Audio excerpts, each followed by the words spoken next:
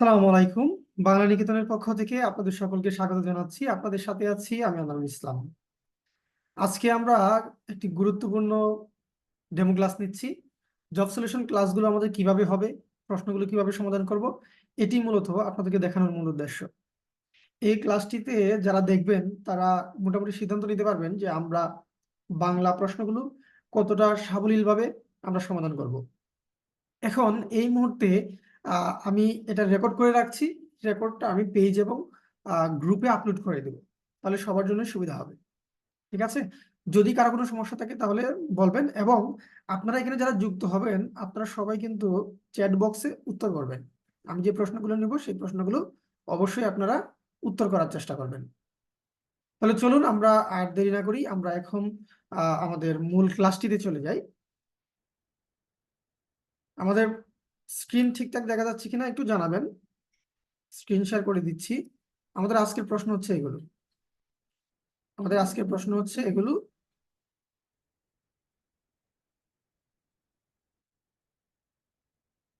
ঠিক আছে? আচ্ছা, Bangla job solution batch demo class 2, এই ব্যাচটিতে আমরা আজকে কয়েকটি প্রশ্ন সমাধান করব। এই প্রশ্নগুলো সমাধানের মাধ্যমে আমাদের একটা চর্চাও হবে, প্লাস হচ্ছে আমাদের জব সলিউশন ব্যাচে কিভাবে আমরা পড়ব এই ব্যাপারগুলো আজকে কিন্তু আমাদের ক্লিয়ার হয়ে যাবে ইনশাল্লাহ। তাহলে আমরা দেরি না করি, আমরা প্রথম প্রশ্নে চলে যাই। সবকিছু ঠিকঠাক দেখা যাচ্ছে কিনা এটাও আশা করি দেখা যাচ্ছে, আমি চেক করে নিয়েছি, কোনো সমস্যা নেই ইনশাল্লাহ।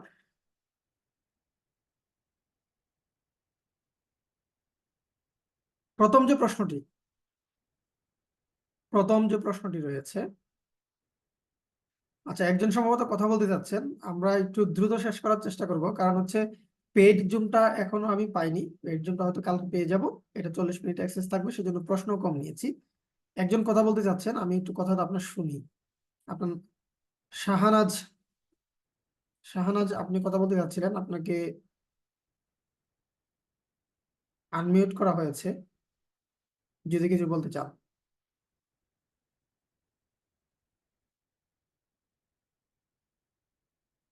আচ্ছা, এটা এটা সম্ভবত ভুলেও হতে পারে। ওকে, আমরা তাহলে আমাদের মূল আলোচনায় চলে যাই। প্রথম যে প্রশ্নটি রয়েছে, আপনারা একটু চ্যাট বক্সে লিখবেন। হ্যাঁ, চ্যাট বক্সে লিখবেন উত্তরগুলো। আর কোনো কথা থাকলেও সেটা চ্যাট বক্সে লিখবেন, আমি আপনাদের চ্যাট বক্স থেকে দেখব। আচ্ছা, আমাদের প্রথম যে প্রশ্নটি রয়েছে, আমরা প্রশ্ন থেকে আলোচনা শুরু করি। হ্যাঁ, আমাদের প্রথম যে প্রশ্নটি রয়েছে একটু খেয়াল করে দেখেন। আমাদের প্রথম প্রশ্নটি হচ্ছে, শব্দের ক্ষুদ্রতম অংশকে কি বলা হয়? শব্দের কি অংশ?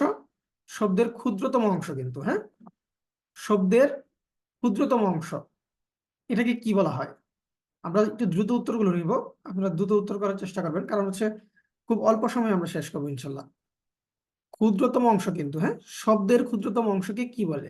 এটা কি ভাব বলে, নাকি পদ বলে, নাকি বর্ণ বলে, নাকি ধ্বনি বলে?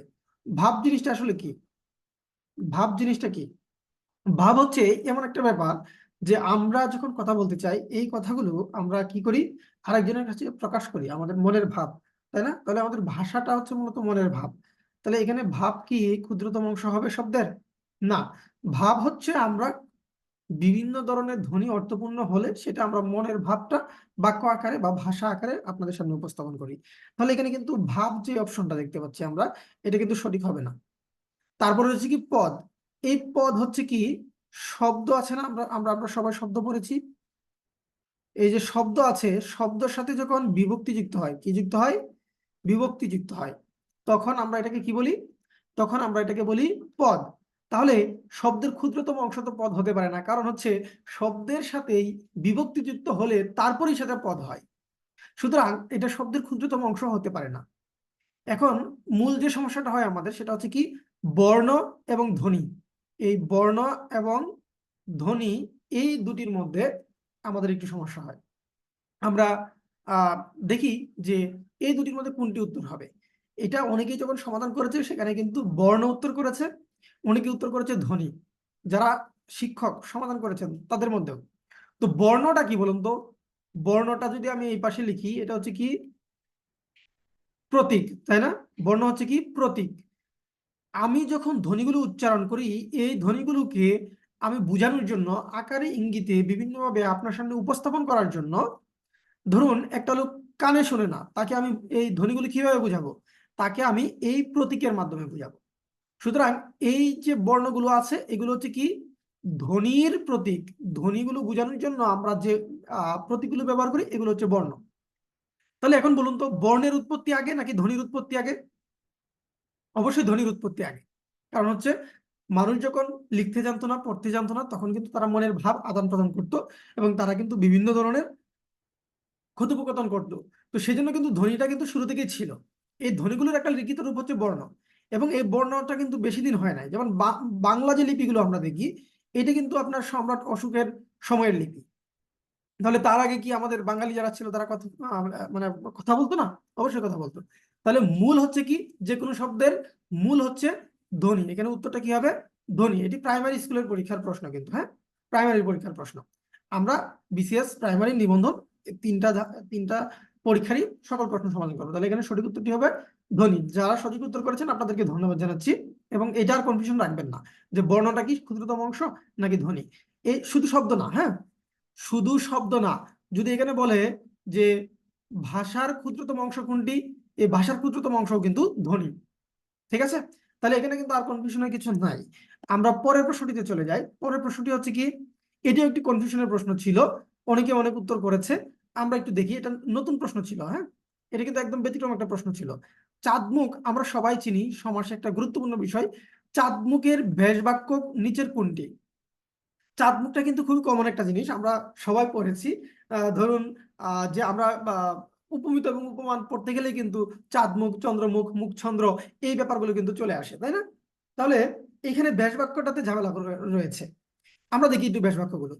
চাঁদ মুখ যার, এখানে যার আছে, তো যার যদি ব্যাস বাক্যে থাকে তাহলে সেটা কি হয়? সেটা বহুব্রীহি হয়।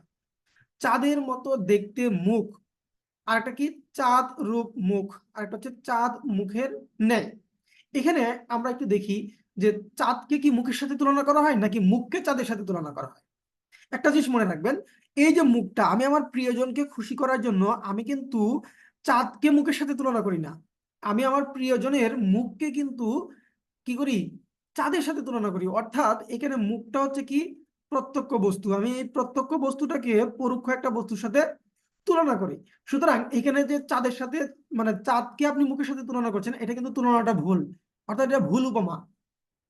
তারপরে দেখুন এখানে চাঁদ মুখ যার, এখানে যার যদি ব্যাস বাক্যে থাকে তাহলে এটা বহুব্রীহি সমাস হয়, এবং চাঁদ মুখ এটা একটা ভিন্ন অর্থ দেওয়ার কথা, তাহলে বহুব্রীহি হতো। তাহলে এটা বহুব্রীহি হচ্ছে না, আবার উপমিত হচ্ছে না, মানে ব্যাস বাক্যটা ঠিকঠাক নাই। এই দুটো অপশন আমরা আগেই বাতিল করে দিলাম। এখন রইল কি চাঁদের মতো দেখতে মুখ, আর একটা হচ্ছে কি চাঁদ মুখের ন্যায়, সরি, চাঁদ রূপ মুখ। এই দুইটা অপশন বাকি রইল। চাঁদের মতো দেখতে মুখ, এটা অনেকটা মিলে যায়, অনেকটা মিলে যায়। চাঁদের ন্যায় মুখ, এটার সাথে কিন্তু অনেকটাই মিলে যায়। কিন্তু এখানে পার্থক্যটা কোথায়? পার্থক্যটা হচ্ছে এই যে এই অংশে গ নাম্বারে, এটা সঠিক উত্তর হবে। এটা সঠিক উত্তর হবে না, কেন হবে না আমি বলে দিচ্ছি, ব্যাখ্যা দিচ্ছি। চাঁদ রূপ মুখ, এটা একেবারে আমাদের কাছে সবার কাছে এটা একেবারেই নতুন। কেন নতুন? কারণ হচ্ছে এই যে ডক্টর মোহাম্মদ শহীদুল্লাহ, নাম কি? ডক্টর মোহাম্মদ শহীদুল্লাহ, তিনি বাংলা ব্যাকরণ নামে একটা গ্রন্থ রচনা করেছিলেন। বাংলা ব্যাকরণ নামে একটি গ্রন্থ রচনা করেছিলেন। এই গ্রন্থে তিনি আলোচনা করেছেন কি, চাঁদ রূপ মুখ, মানে চাঁদকে রূপ করতে মুখের সাথে তুলনা করা হচ্ছে, মানে মুখকে রূপক অর্থে চাঁদের সাথে তুলনা করা হচ্ছে। তাহলে এখানে রূপক অর্থে এই ব্যাস বাক্যটা কিন্তু সঠিক হয়, এবং তিনি এটা প্রমাণ করেছেন কোথায়? বাংলা ব্যাকরণ গ্রন্থে, তার বাংলা ব্যাকরণ যে গ্রন্থটা রয়েছে সেখানে। তাহলে এখানে সঠিক উত্তর আমরা পাচ্ছি কি চাঁদ রূপ মুখ। আর এটাকে কেন নিচ্ছি না? কারণ এইটার চেয়েও বেশি প্রাসঙ্গিক, বেশি যুক্তিযুক্ত আরেকটা অপশন রয়েছে, সেজন্য আমরা চাঁদ রূপ মুখ রূপক কর্মধারায় এইটাই সঠিক উত্তর নিচ্ছি। এটা কি কর্মধারয় সমাস? এটা হচ্ছে রূপক কর্মধারয় সমাস। আমরা চাঁদের মতো দেখতে মুখ এটা নিতাম যদি চাঁদ রূপ মুখ না থাকতো। তাহলে এটা কিন্তু সঠিক উত্তর হচ্ছে 3 নাম্বারটা। তারপরে প্রশ্নটি আমরা দেখি। পরের প্রশ্নটি রয়েছে কি, চর্যাপদ কোন ছন্দে লেখা? খুবই গুরুত্বপূর্ণ একটি প্রশ্ন এবং সহজ প্রশ্ন, আমরা এটা সবাই পারবো, এটা তেমন ব্যাখ্যার কিছু নেই। আমি একদিন ছন্দের উপর ক্লাস নিব, তাহলে আমরা এই চর্যাপদের ছন্দটা যে মাত্রাবৃত্ত ছন্দ, এটা আমরা আলোচনা করতে পারবো, হ্যাঁ, এবং প্রয়োগটা সহ আমরা দেখবো। লুইপার যে পদগুলো রয়েছে সেই পদগুলো আমরা এখানে একেবারে প্রায়োগিকভাবে দেখবো। আচ্ছা, স্বরবৃত্ত ছন্দ, এই স্বরবৃত্ত ছন্দ সবচেয়ে বেশি ব্যবহার করেছেন কে জানেন? রবীন্দ্রনাথ ঠাকুর। রবীন্দ্রনাথ ঠাকুর স্বরবৃত্ত ছন্দ সবচেয়ে বেশি তিনি ব্যবহার করেছেন তার কবিতাগুলোতে। এটা মূলত হচ্ছে ছড়া লেখার যে ছন্দ, এটা হচ্ছে কি স্বরবৃত্ত।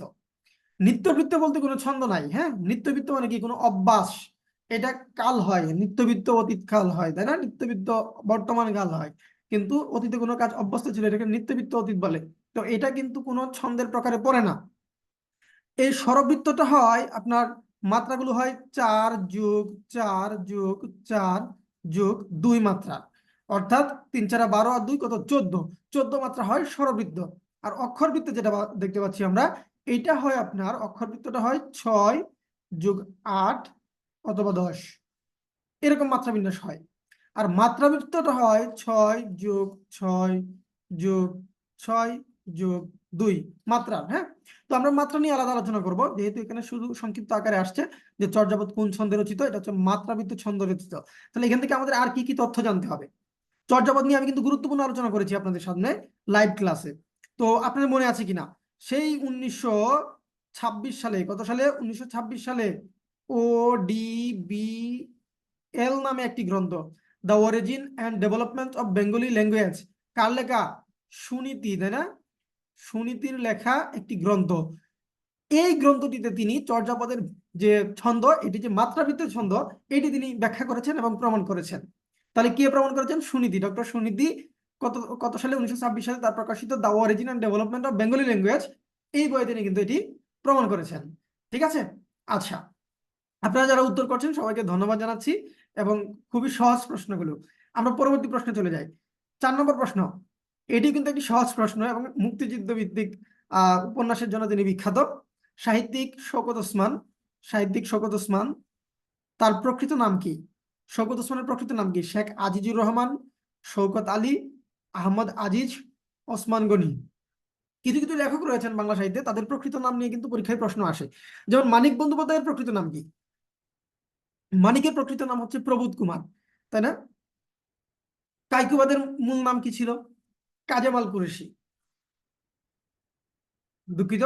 তো এরকম ভাবেই শওকত ওসমানের প্রকৃত নাম কি, এটা কিন্তু পরীক্ষায় এসেছে। এরকম প্রকৃত নাম, তারপর হচ্ছে আপনার উপাধি, তারপরে হচ্ছে ছদ্মনাম, হ্যাঁ, এগুলো থেকে কিন্তু প্রশ্ন থাকে। তাহলে এখানে সঠিক উত্তর কোনটি হবে? এটা একেবারে সবারই মুখস্থ, তাই না? শেখ আজিজুর রহমান, শেখ আজিজুর রহমান হবে সঠিক উত্তর। এখানে আর বেশি ব্যাখ্যাতে আমরা গেলাম না। শওকত ওসমানের আরেকটা প্রশ্ন আছে, সেজন্য আমরা এখানে বেশি ব্যাখ্যা করলাম না। শওকত ওসমানের বাকি অংশে যায় আমরা ব্যাখ্যাটা করব। দেখুন, এখানে হচ্ছে কি কাক নিদ্রা অর্থ কি? এই কাক নিদ্রাটা কি? কাক নিদ্রাটা হচ্ছে একটা বাগধারা। বাগধারা জিনিসটা কি? বাগধারা হচ্ছে প্রচলিত কিছু শব্দ বা ছন্দ অথবা শব্দাংশ, মানে প্রবাদের অংশ, যেগুলো কি হয়, যেগুলো আমরা ভিন্ন অর্থে ব্যবহার করি। অর্থাৎ যেরকম দেখা যায়, যেমন কাক নিদ্রা মানে কি? কাকের ঘুম? না, কাকের ঘুম না, তবে কাকের ঘুমের মতোই কোন একটা বিষয় হবে, তাই না? এখানে আছে কি কপট নিদ্রা। কপট নিদ্রা মানে কি? আপনি ঘুম ঘুম ভাব ধরে আছেন কিন্তু ঘুমাননি, চোর আসলেই ধরে ফেলবেন, এটাকে বলা হচ্ছে কপট নিদ্রা। অগভীর সতর্ক নিদ্রা মানে কি? আপনি ঘুমের ভাব ধরেছেন কিন্তু গভীর না, আপনি সতর্ক আছেন। কাকের নিদ্রার ন্যায়, এখানে বানানটা একটু ভুল আছে। কাকের নিদ্রা নেই, এটা তো হবেই না, কারণ এটা সরাসরি কিন্তু অর্থ হয়ে যাচ্ছে। এটা সরাসরি কাক নিদ্রা, এটা সরাসরি অর্থ হয়ে যাচ্ছে, মানে ভিন্ন অর্থ হইতে হবে। অনিষ্ট চিন্তা, অনিষ্ট চিন্তা মানে কি? কারো খারাপ চিন্তা করা। তো খারাপ চিন্তাটাও এটা কাক নিদ্রার সাথে যাচ্ছে না, এখানে চিন্তা ভাবনার কিছু নাই। এই দুইটার মধ্যে একটা হবে। তো কপট নিদ্রা মানে কি? চাতুরি, চালাকি। তাহলে চালাকিটা এখানে হবে না, কাক নিদ্রাটা কি হবে? অগভীর সতর্ক নিদ্রা। কাক একটু চোখ বন্ধ করে থাকে, যখনই কেউ তাকে ধরতে যায় সে কিন্তু ফুৎ করে উড়াল দেয়, তাই না? ছট করে সে চলে যায়। তাহলে এটা হবে অগভীর সতর্ক নিদ্রা। কাক নিদ্রা বাগধারার অর্থ কি? অগভীর সতর্ক নিদ্রা। তারপরের যে প্রশ্নটি রয়েছে সেটি হচ্ছে কি কাজী নজরুল ইসলাম, কাজী নজরুল ইসলামকে উৎসর্গ করে, এই যে নজরুল ইসলাম, নজরুল ইসলামকে উৎসর্গ করে কে? উৎসর্গ কিন্তু, হ্যাঁ, রবীন্দ্রনাথ ঠাকুর কোন গ্রন্থ রচনা করেছেন? আমরা জানি যে কাজী নজরুল ইসলাম তিনি রবীন্দ্রনাথ ঠাকুরকে উৎসর্গ করেছেন, আবার রবীন্দ্রনাথ তিনি কিন্তু তাকে উৎসর্গ করেছেন। খনিকা, তাসের দেশ, বসন্ত, কালের যাত্রা, এই তিনটি হচ্ছে কি? তিনটি হচ্ছে নাটক। এই তিনটি নাটক। খনিকা হচ্ছে কি? কাব্যগ্রন্থ। খনিকা হচ্ছে কাব্যগ্রন্থ। এটি তিনি লোকেন্দ্রনাথ, হ্যাঁ লোকেন্দ্রনাথকে তিনি এটি উৎসর্গ করেছিলেন। তাসের দেশ, এটা হচ্ছে সুভাষচন্দ্রকে, হ্যাঁ সুভাষচন্দ্রকে তিনি এটি উৎসর্গ করেছেন। আর কালের যাত্রা, কালের যাত্রা এটি তিনি কাকে উৎসর্গ করেছেন? জীবনানন্দ দাশকে, জীবনানন্দ, জীবনানন্দ দাশকে তিনি এটি উৎসর্গ করেছেন। বাকি রইল কে? বসন্ত। এই বসন্ত হচ্ছে রবীন্দ্রনাথ ঠাকুরের একটি নাটক, এই নাটকটি তিনি কাজী নজরুল ইসলামকে উৎসর্গ করেছেন। তাহলে কাজী নজরুল ইসলাম তিনি রবীন্দ্রনাথকে কি উৎসর্গ করেছেন? একটি কাব্যগ্রন্থ। নাম কি? নাম হচ্ছে সঞ্চিতা। নাম হচ্ছে কি? সঞ্চিতা। আবার একই রকম রবীন্দ্রনাথ ঠাকুরের আরেকটি কিন্তু গ্রন্থ রয়েছে, সেটার নাম কি? সঞ্চয়িতা। রবীন্দ্রনাথ ঠাকুরের শ্রেষ্ঠ কাব্যগ্রন্থ কিন্তু গীতাঞ্জলি না, রবীন্দ্রনাথের শ্রেষ্ঠ কাব্যগ্রন্থের নাম কি? সঞ্চয়িতা, এটা মনে রাখতে হবে। ওকে, রবীন্দ্রনাথের শ্রেষ্ঠ কাব্যগ্রন্থ একটু নোট করে নেবেন আপনারা যারা যুক্ত হয়েছেন, সেটি হচ্ছে সঞ্চয়িতা। তাহলে এখানে কাকে কোনটি উৎসর্গ করা হয়েছে আমরা এটা দেখে নিলাম। তারপরে আসুন আমরা পরবর্তী প্রশ্নে চলে যাই। এখানে আমরা গুরুত্বপূর্ণ প্রশ্ন আলোচনা করে ফেলেছি। পরের যে প্রশ্নটি, এই যে শওকত ওসমানের আলোচনা আবার চলে আসলো, হ্যাঁ নেকড়ে অরণ্য, নেকড়ে অরণ্য এটি মূলত কার রচনা? এটি একটি মুক্তিযুদ্ধ ভিত্তিক সাহিত্যকর্ম, হ্যাঁ নেকড়ে অরণ্য, নেকড়ে অরণ্য মুক্তিযুদ্ধ ভিত্তিক একটি সাহিত্যকর্ম। কি? যুদ্ধ কেন্দ্রিক, আমাদের মুক্তিযুদ্ধ কেন্দ্রিক একটি সাহিত্যকর্ম। এটি মূলত কার লেখা? আনোয়ার পাশা, নাকি শওকত ওসমান, নাকি রশিদ হায়দার, নাকি আবু জাফর শামসুদ্দিন? দেখুন মুক্তিযুদ্ধ ভিত্তিক আরো অনেকগুলো গ্রন্থ রয়েছে, যেমন পায়ের আওয়াজ পাওয়া যায়, নিষিদ্ধ লুবান, হ্যাঁ রাইফেল রুটি আওরাত, হাঙ্গর নদী গ্রেনেড। তার এই যে আনোয়ার পাশা, আনোয়ার পাশা যিনি আছেন, এই আনোয়ার পাশাই কিন্তু রচনা করেছেন কি? এখানে শুধু আমি হাঙ্গর লিখি, আপনারা পুরোটা লিখে নেন। হাঙ্গর নদী গ্রেনেড আনোয়ার পাশা রচনা করেছেন। রশিদ হায়দারের তেমন কোনো গ্রন্থ আমরা পাই না, রশিদ করিমের পাই, উত্তম পুরুষ রশিদ করিম, তিনি রচনা করেছেন। আবু জাফর শামসুদ্দিন, তার বিখ্যাত উপন্যাসের নাম কি? পদ্মা মেঘনা, পদ্মা মেঘনা যমুনা, এটি হচ্ছে তার বিখ্যাত উপন্যাস। আচ্ছা, তাহলে এই যে শওকত ওসমান দেখতে পাচ্ছি, এখানে সঠিক উত্তরটা শওকত ওসমান। তিনি কিন্তু মুক্তিযুদ্ধ ভিত্তিক আরো রচনা করেছেন, যেমন কি রচনা করেছেন তিনি? জলাঙ্গি, নাম কি? জলাঙ্গি। তিনি মুক্তিযুদ্ধ ভিত্তিক আরেকটা রচনা করেছেন, সেটা হচ্ছে কি দুই সৈনিক, দুই সৈনিক তিনি রচনা করেছেন। এই যে শওকত ওসমান, তার বিখ্যাত যে উপন্যাস রয়েছে, সেই উপন্যাসের নাম কি বলতে পারবেন আপনারা কেউ? একটু কমেন্টে বলে দিবেন। শওকত ওসমানের বিখ্যাত সবচেয়ে শ্রেষ্ঠ উপন্যাস কোনটি? যে উপন্যাসের জন্য তিনি আদমজি পুরস্কার পেয়েছেন? কি পেয়েছেন? আদমজি পুরস্কার পেয়েছেন।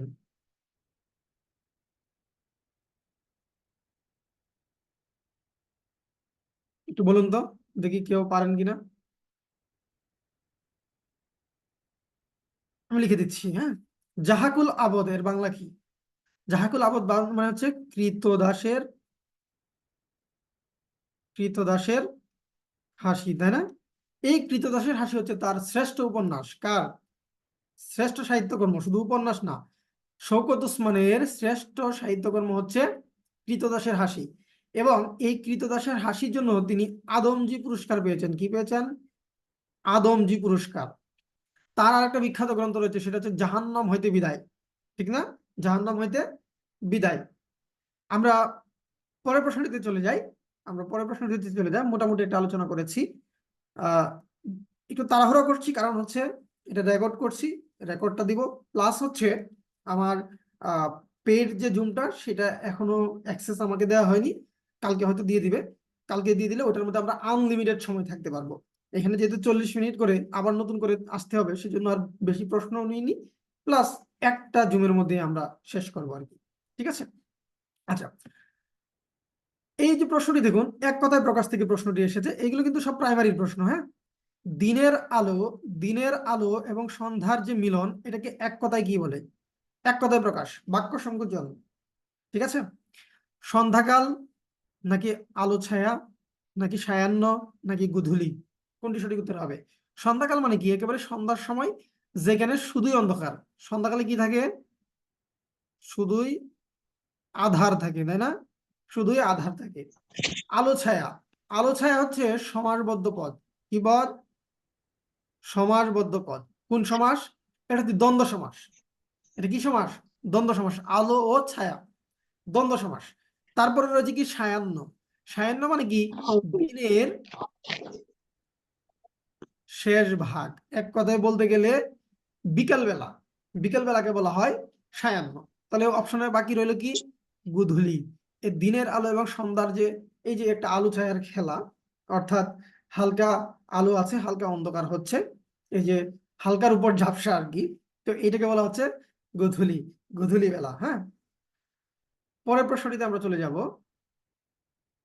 কারক থেকে একটি প্রশ্ন। কারকের ক্লাসটি গতকালকে নিতে পারিনি, লাইভ একটি ক্লাস নিতে চেয়েছিলাম কারকের উপর, নিতে পারিনি। এই ক্লাসটা খুব শীঘ্রই হবে কারকের উপর। তারপরে আমরা দেখি এই প্রশ্নটা আমরা সবাই পারবো ইনশাল্লাহ। এটি একটি কনফিউশন প্রশ্ন ছিল, যদিও সমাধান করে দেওয়ার পর আর কোনো কনফিউশন নাই। এখন আর কারো কনফিউশন নাই, আপনারা যারা যুক্ত হয়েছেন। কারো কনফিউশন আছে এখন আর? জেলে ভাই ধরে মাছ মেঘের ছায়ায়, এখানে জেলে কোন কারকে কোন বিভক্তি, কোন কারকে কোন বিভক্তি, এখানে কি আর কোনো ঝামেলা আছে? এখানে কোনো ঝামেলা থাকার কথা না। কেন ঝামেলা থাকার কথা না? কারণ হচ্ছে এই যে জেলে, আপনারা দেখেন এটাতে যে সমস্যাটা হতো, আমরা মনে করতাম এখানে একটা এ বিভক্তি আছে। এ মানে কি?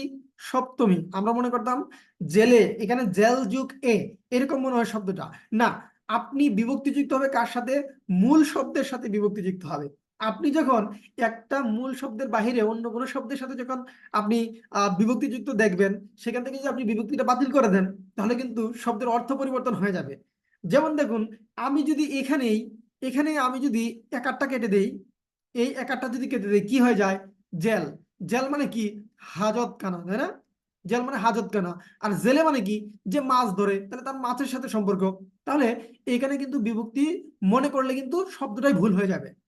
এক কথায় মনে রাখবেন যে বিভক্তি যুক্ত হয় কার সাথে? বিভক্তি যুক্ত হয় মূল শব্দের সাথে। মূল শব্দ থেকে বিভক্তি বাতিল করে দিলে সেটার অর্থ আর বিভক্তিযুক্ত শব্দের অর্থ একই হয়, একই হয়। হ্যাঁ, তাহলে আমরা এটা দেখলাম। এখন আসেন, এটা কোন কারক আমরা এটা একটু বিশ্লেষণ করি। আগে দেখলাম যে এখানে বিভক্তি আছে কিনা, এখানে বিভক্তি নাই, তাহলে এটা কোন কারক হতে পারে? আমরা একটু এটা আলোচনা করি। দেখুন, কারক জিনিসটা কি? কারক হচ্ছে একটা বাক্যের মধ্যে, একটা বাক্যের মধ্যে যে নামপদ থাকে, হ্যাঁ, একটা বাক্যের মধ্যে যে নামপদ থাকে, এই নামপদের সাথে ক্রিয়াপদের যে সম্পর্ক। হ্যাঁ, নামপদ, নামপদটা কি কি হয় বলুন তো? নামপদ, নামপদ মানে কি? সর্বনাম, সর্বনাম আর হচ্ছে কি বিশেষ্য। তাহলে ক্রিয়াপদের সাথে, ক্রিয়াপদের সাথে সর্বনাম এবং বিশেষ্য পদের একটা বাক্যের মধ্যে যে সম্পর্ক, সেটাকে বলা হচ্ছে কি? সেটাকে বলা হচ্ছে কারক, এক কথায়। এখন এই সর্বনাম এবং বিশেষ্য এরা দুইটা প্রকার হইতে পারে। এক হচ্ছে কর্তা হইতে পারে, যে কাজটা করে, আর এক হচ্ছে কর্ম হইতে পারে। কর্ম মানে কি? কর্ম মানে কি? যাকে উদ্দেশ্য করে কাজটা করা হয় বা যাকে আশ্রয় করে পরিপূর্ণ কাজটা করা হয়। তাহলে এখানে আমরা দেখি, যিনি কাজ করবেন, যিনি ক্রিয়া সম্পাদন করবেন, তিনি বস্তু হোক, ব্যক্তি হোক, যাই কিছু হোক না কেন, কোনো প্রাণী হোক, বস্তু হোক, যাই কিছু হোক না কেন, সে কিন্তু কর্তা হয়ে যাবে। যেমন ধরেন আমি যদি বলি টাকায় টাকা আনি, এখানে টাকা আনার কাজটা কে করছে? এখানে ক্রিয়া সম্পাদনটা কার মাধ্যমে হচ্ছে? টাকার মাধ্যমে হচ্ছে। তাহলে টাকা কিন্তু এখানে বস্তু হলেও টাকা কর্তা। কর্তা মানেই কিন্তু কোনো ব্যক্তি না, শুধু শুধু প্রাণী না, আমাদের এটা মনে রাখতে হবে। তাহলে আমরা দেখি এখানে জেলে, জেলেটা কি? জেলে কিন্তু একটা ব্যক্তি। তাহলে এই যে মাছ ধরা কাজটা কি? মাছ ধরা। তাহলে বলুন তো, এই মাছ ধরার কাজটা কে করছে? জেলে করছে। তাহলে জেলে এখানে কর্তা, জেলে কি? কর্তা। তাহলে আমরা দেখি কর্ম আগে বাতিল করে দেই, তবে কর্ম বাতিল করি না। আমরা দেখি যে এই যে জেলে ভাই যে ধরে মাছ মেঘের ছায়ায়, এই যে কি ধরে? সে মাছ ধরে। তার এই যে ধরার যে কাজটা, সেটা কাকে আশ্রয় করে হচ্ছে? মাছকে আশ্রয় করে হচ্ছে। তাহলে এখানে মাছটা হচ্ছে কি? কর্ম।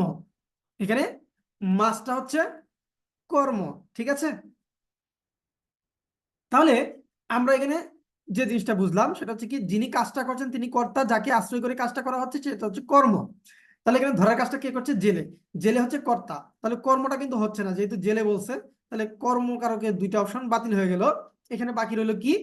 কর্তৃকারকে প্রথমা, আর একটা হচ্ছে কি কর্তৃকারকে সপ্তমী। যেখানে কোনো বিভক্তি থাকে না সেটাকে প্রথমা বলা হয়, অথবা কি বলা হয়? শূন্য বিভক্তি, তাই না? শূন্য বলা হয়। আর সপ্তমী মানে কি?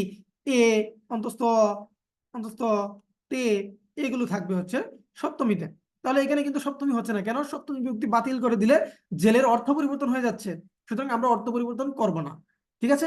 আচ্ছা, তাহলে এখানে সঠিক উত্তর কোনটি হবে? এটা সঠিক হবে না, সঠিক উত্তর হচ্ছে 1 নম্বরটা। আশা করি কনফিউশনটা দূর হয়েছে। অনেকেই এটা বারবার পড়তে পড়তে এখন মুখস্থ প্রায় আপনাদের, এখন আর কোনো সমস্যা থাকার কথাই না আর কি। যাই হোক, আমরা সর্বশেষ প্রশ্নে চলে যাব। আমাদের পরের যে প্রশ্নটি রয়েছে 10 নম্বরে, সেটা হচ্ছে কোন ক্ষেত্রে বিভক্তির প্রয়োজন হয়। একেবারে একটি সহজ প্রশ্ন, এবং কিছুক্ষণ আগে আমরা আলোচনা করছিলাম। এইটা আপনারা দেখেন, বিভক্তি কেন দরকার হয়? বিভক্তি দুইটা জায়গায় দরকার হয়। বিভক্তি দুইটা জায়গায় দরকার হয়, এক হচ্ছে সমাস, আর এক হচ্ছে কারক, তাই না? কারক, কারণ হচ্ছে আমি যখন এই কারক হচ্ছে কার সাথে সম্পর্ক? বাক্য। এই জন্য দেখবেন কারক কিন্তু এখন বাক্য তত্ত্বের আলোচ্য বিষয়। কারক কি? বাক্য তত্ত্বের আলোচ্য বিষয়। আগে কিন্তু কারক ছিল শব্দ তত্ত্বের আলোচ্য বিষয়। নতুন ব্যাকরণ অনুযায়ী কারক বর্তমানে বাক্য তত্ত্বের আলোচ্য বিষয়। এটা আমরা পুরাতন বই যাদের আছে, পুরাতন বই যাদের হাতে আছে, তারা কিন্তু ভুল করতে পারেন যে আহ ওখানে শব্দ তত্ত্ব বা রূপ তত্ত্ব দেয়া। সেজন্য আমরা যাতে ভুল না করি, সেজন্য বাক্যটা মনে রাখবো, বাক্য তত্ত্ব কারক। আচ্ছা, এখানে বাক্যের সাথে যখন একটা পদের সাথে আরেকটা পদের যে সম্পর্ক স্থাপন হয়, সেজন্য কিন্তু বিভক্তি যুক্ত হয়। বিভক্তি ছাড়া বাক্য লিখলে সেটা কিন্তু সুন্দর হবে না, সাবলীল হবে না, একটা শব্দের সাথে আরেকটা শব্দের কি হবে না? মিল হবে না। যেমন আমি বাজার যাই, এটা কেমন শোনা যায়? আর আমি বাজারে যাই, এটা ভালো শোনা যায়। এই যে বাজারে, এটা হচ্ছে কি? বিভক্তি। বিভক্তিটা কেন যুক্ত হলো? কারণ হচ্ছে বাক্যের সাথে সম্পর্ক স্থাপনের জন্য। এটাকে ব্যাকরণের ভাষায় বলে অন্বয় সাধন। অন্বয় সাধন শব্দের অর্থ হচ্ছে কি? সম্পর্ক স্থাপন করা। ঠিক আছে? তাহলে এখানে আমরা দেখতে পাচ্ছি যে সমাস এবং কারকের মধ্যে ব্যবহার হয়। তাহলে কারকেরটা আলোচনা করলাম যে কারকের কোথায় কোথায় ব্যবহার হয়। সমাসের ক্ষেত্রে দেখেন, সমাসের ক্ষেত্রে শুধুমাত্র হচ্ছে একটাতেই ব্যবহার হয়, সেটা হচ্ছে কি? তৎপুরুষ। অন্য কোনো সমাসে কিন্তু কি দরকার হয় না? বিভক্তি দরকার হয় না, শুধু তৎপুরুষ দরকার হয়। শুধু তৎপুরুষ সমাসে বিভক্তিটা দরকার হয়। তাহলে এখানে কারক আছে, এখানে আছে সমাস। সন্ধি এবং প্রকৃতি প্রত্যয় দুটি হচ্ছে কি? শব্দ। দুটি হচ্ছে কি? শব্দ তত্ত্বের আলোচ্য বিষয়। সমাসও কিন্তু শব্দ তত্ত্বের আলোচ্য বিষয়। তাহলে শুধু শব্দের মধ্যে বিভক্তি প্রয়োজন হয় না। শুধু শব্দের মধ্যে কি হয় না? বিভক্তি প্রয়োজন হয় না। সুতরাং সন্ধি, প্রকৃতি দুটি বাতিল, রইল হচ্ছে সমাস আর কারক। এখন কারকের যে প্রকারগুলো রয়েছে 6 প্রকার, এই 6 প্রকারেই কিন্তু আপনার বিভক্তি প্রয়োজন হয়। আর সমাসের যে প্রকারগুলো রয়েছে তার মধ্যে শুধু তৎপুরুষে দরকার হয়। তাহলে আমরা কোনটাকে প্রাধান্য দিব? সমাস নাকি কারক? অবশ্যই কারক, কারণ বিভক্তি ছাড়া কারক হয় না। বিভক্তি ছাড়া কারক হয় না। এই ছিল আজকে আমাদের 10টি প্রশ্ন ডেমো হিসেবে। যারা অংশগ্রহণ করেছিলেন ক্লাসটিতে, আপনাদের সবাইকে অসংখ্য ধন্যবাদ জানাচ্ছি। আপনারা সবাই উত্তর করেছেন, আপনাদের সবার উত্তরগুলো আমি দেখেছি। আশা করছি যে আমরা আহ যে প্রশ্নগুলো সমাধান করেছি একটু দ্রুততার সাথে, এগুলো যখন আমরা পেড বেসে আলোচনা করব, তখন কিন্তু আপনাদের কথা শুনবো, আপনাদের সাথে কথোপকথন হবে। তারপরে হচ্ছে আমরা আগাবো ক্লাসটা, এবং গ্রুপ স্টাডির মতো করে আগাবো। আজকে আমরা কথা বলতে দিইনি, কারণ হচ্ছে এখানে বলেছি আগেই 40 মিনিট শুধুমাত্র সময় আছে। 40 মিনিট, হ্যাঁ, তার মধ্যে 32 এখন বেজে গেছে। তো সেজন্য আমরা এখন আহ একটু কমিয়ে প্রশ্নগুলো কম নিয়েছি, পাশাপাশি এটা করেছি। আর আপনারা বাংলা নিকেতনের সাথেই থাকবেন। বাংলা নিকেতনের সাথে থাকলে আশা করি আপনারা বাংলার সর্বোচ্চ সার্ভিসটা আমার এখান থেকে পাবেন। আপনারা শুরু থেকেই খুব ভালো সাপোর্ট দিচ্ছেন। আমার ফ্রি কার্যক্রমে আপনাদের স্বতঃস্ফূর্ত অংশগ্রহণ আমাকে মুগ্ধ করেছে এবং উৎসাহিত করছে আপনাদেরকে আরো বেশি বেশি ফ্রি সার্ভিস দেওয়ার জন্য। আমার পেজে এবং গ্রুপে নিয়মিত লাইভ ফ্রি ক্লাস থাকবে, পাশাপাশি আমার 2-3টা ব্যাচ সবসময় থাকবে। আপনারা ফ্রি সার্ভিস থেকেও সুযোগ সুবিধা পাবেন, পেড ব্যাচ থেকেও সুযোগ সুবিধা পাবেন ইনশাল্লাহ। যদি এই কোর্সটিতে কেউ ভর্তি হতে চান, তাহলে আপনারা মাত্র 510 টাকায় ভর্তি হতে পারেন। ক্লাস শুরু হচ্ছে 22 তারিখ, এবং ক্লাসগুলো জুম অ্যাপের মাধ্যমে হবে। রেকর্ড ক্লাস আপনারা 3 বছর পর্যন্ত পাবেন। আমি এখানে বিজ্ঞাপনের কথাটা আপনাদের উদ্দেশ্যে, যারা অংশগ্রহণ করেছেন তাদের উদ্দেশ্যে বলছি না, এটা বলছি মূলত আমি যেহেতু এটা আপলোড করব, যারা দেখবেন সবার উদ্দেশ্যেই। ঠিক আছে? তাহলে যদি বিস্তারিত জানতে চান তাহলে নক করবেন, আমরা বিস্তারিত জানিয়ে দিব। আজকে আমরা এটি এ পর্যন্তই শেষ করব ক্লাসটি। যারা যুক্ত হয়েছিলেন আপনাদের সবাইকে আবারও শুভেচ্ছা জানাচ্ছি এবং স্বাগত জানাচ্ছি। আজকে আমরা এ পর্যন্তই থাকছি। সবাই ভালো থাকবেন, সুস্থ থাকবেন। আল্লাহ হাফেজ।